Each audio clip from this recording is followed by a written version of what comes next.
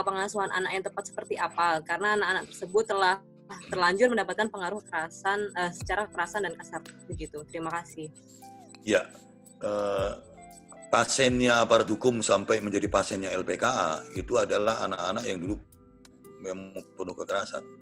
Maka pertanyaan saya kepada teman-teman LPKA, dan ini sudah kami praktekkan, mampukah kita mencium kening anak-anak itu tiap hari? Luar biasa. Kami pernah mencium kening 7 anak yang berperilaku binatang, manusia berperilaku binatang. 11 tahun sudah sipilis. Ya, 11 tahun. Kami nggak tahu bagaimana memperbaiki perilaku ini. Mencuri biasa, menipu harus hukumnya wajib, karena kalau tidak menipu tidak bisa bertahan hidup menjadi gelandangan itu. Itu rumus. Jadi kalau ada orang berdasi menjadi penipu, jadi pasien KPK sebenarnya tidak masuk akal. Tapi kalau anak jalanan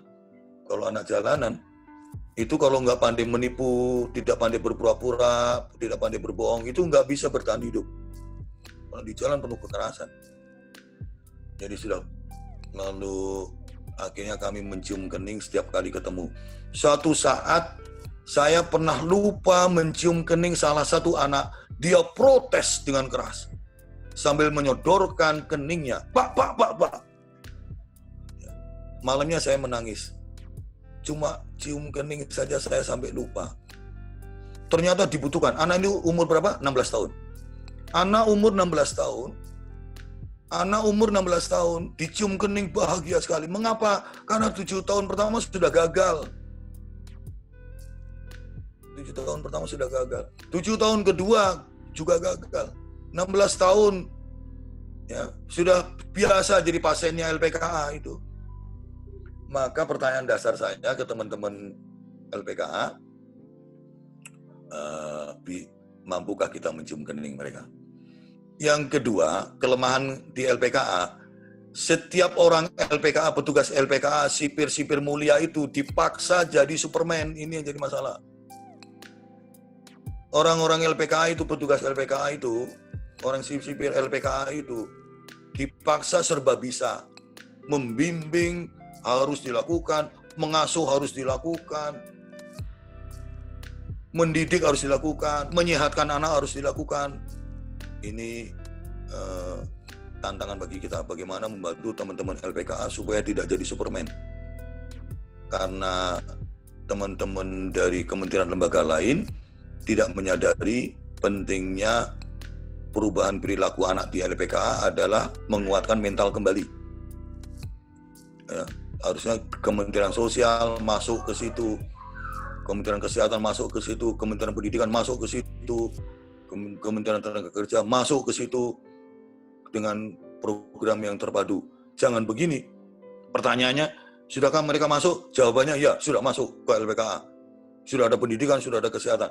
Tetapi itu dibutuhkan kesadaran teman-teman LPKA yang sangat tinggi sehingga bisa ada programnya. Ya, harusnya tidak begitu. Harusnya tanpa diminta oleh teman-teman LPKA, semua kementerian yang saya maksud tadi masuk ke dalam dan berkoordinasi dengan sangat baik. Itu seharusnya seperti itu. Bisakah itu teman-teman LPKA ini tidak harus dijawab sekarang, harus dijawab selama 40 hari 40 malam, mencium kening, dan tidak ada gunanya membentak anak LPKA. Karena mereka menjadi sahabat LPKA. Mengapa? Karena dulu rajin dibentak. Mengobatinya tidak bisa dengan bendakan lagi. Tidak bisa sama sekali. Harus dengan cara-cara lain yang penuh kasih sayang. Nanti kata semaksimum mungkin memperbaiki mental, itu bisa dicapai lebih baik. Ya, itu Mbak Risa. Iya, Pak Hadi. Baik, ini ada yang bertanya menanggapi dari jawaban Pak Hadi soal cium kening tadi. Apakah ada alternatif lain, Pak, selain cium kening? Begitu. Ada 3 yang kami lakukan waktu itu. Yang pertama, kami mewajibkan Untuk laki-laki dicium kening oleh pendamping laki-laki, untuk perempuan dicium kening oleh pendamping perempuan. Itu yang pertama. Yang kedua, kalau jabat tangan memandang wajahnya. Kita harus berseri-seri. Memandang wajahnya dengan penuh rasa hormat. Dengan penuh kasih sayang. Memandang wajah. Ya. Dia tersentuh hatinya. Karena yang dibutuhkan sentuhan. Untuk memperbaiki mental yang sudah tidak baik itu menjadi lebih baik, itu sentuhan. Mencium kening, jabat tangan. Yang ketiga, dirangkul. Dirangkul. Suara kita harus lemah lembut, datar. Melawan suara kasar, suara keras yang dia dapatkan selama 7 tahun pertama dan 7 tahun kedua. Untuk melawan itu kita. Ada tambahannya, karena itu mereka adalah para gelandangan waktu itu, mereka kami ajak tidur di rumah kami 12 orang pendamping bergantian tiap malam. Memang ada tambahannya. Mereka tidur di rumah kami, nah ketika tidur di rumah kami untuk mengembalikan nilai-nilai keluarga. Ya. Mengembalikan nilai keluarga. Mereka tidak diwajibkan cuci kaki sebelum tidur, tapi kita cuci kaki di depan mereka.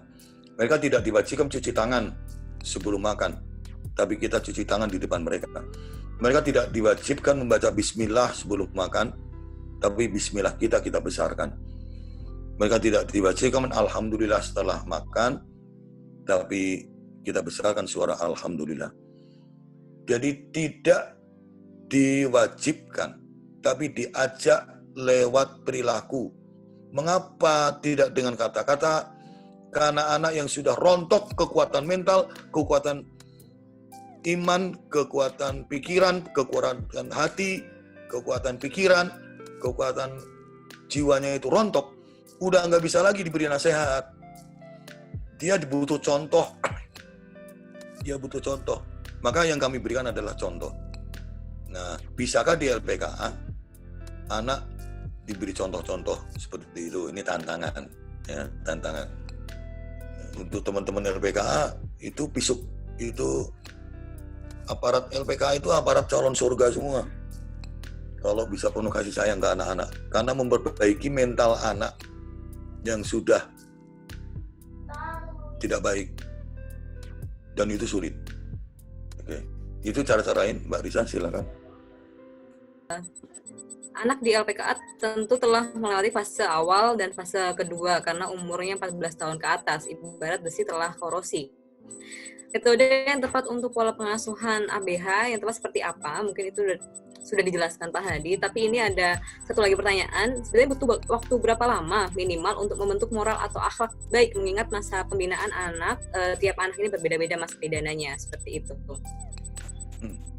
Ya, kami ada satu istilah untuk anak-anak dalam kisah gagal dalam dampingan kami. Tadi itu kisah berhasil banyak kami ungkapkan, tapi kalau kisah gagal jauh lebih banyak yang kami alami. Ini teman-teman LPKA jujur menyatakan itu, ya, sama dengan yang kami lakukan. Minimum menanam embrio perubahan perilaku. Itu penting sekali, menanam embrio perubahan perilaku. Perilakunya sendiri bisa berubah setelah keluar dari LPKA. Perilakunya sendiri bisa berubah setelah tidak dalam dampingan kami di Bahtera atau di DP3AKB atau di Peksos atau di P2TP2A dan seterusnya. Perilakunya sendiri bisa berubah setelah itu. Tapi embrionya harus kita tanam. Embrio yang kita tanam seperti tadi, perilaku kita penuh kasih sayang dan simpatik. Jangan pernah ingin menegakkan disiplin kepada anak selama di LSM kita, selama di LPKA lewat bentakan. Sama sekali tidak efektif. Efektif saat itu karena anak tidak ingin mendapat kekerasan lagi. tapi tidak efektif untuk itu kan embrio perubahan perilaku. Tanamkan apa saja embrio itu, sikap kita, sikap simpatik kita, ya. Ketika kami mendiskusikan pasien-pasien lapas, ya 5 tahun yang lalu ya, itu 60% pasien lapas di Amerika menjadi 60% menjadi pasien lapas lagi dalam kurun waktu 3 tahun. Dalam kurun waktu 3 tahun, 60% menjadi pasien lapas lagi. Embrio perilaku, tidak ada lapas yang tanpa kekerasan. Tidak satupun lapas tanpa kekerasan. Antar napi, antar warga binaan, tidak ada. Seluruhnya dengan kekerasan. Atau petugas lapas sendiri melakukan kekerasan. Maka tantangan lapas sangat besar. Yang dibina, yang dibimbing adalah anak-anak yang sudah kenyang mendapat kekerasan. Lalu ketika di lapas ada kekerasan lagi, tantangannya lebih berat. Maka dibutuhkan jawaban pertanyaan ini dengan jujur dan tolong dijawab 40 hari 40 malam. Teman-teman lapas, bisakah kita sabar? Bisakah kita tidak mudah tersinggung terhadap anak yang sudah rusak mentalnya? Jika bisa, maka 72 pintu surga terbuka lebar untuk orang-orang lapas. Yang satu tulisannya besar sekali. Yang 72 pintu surga sudah terbuka, yang satu masih tertutup itu. Besar sekali, yang satu tertutup. Tulisannya harap sabar. Maka satu pintu surga yang tulisannya harap sabar itu terbuka, maka orang lapas pasti masuk surga. Hadis palsu dari Bandung, jangan percaya.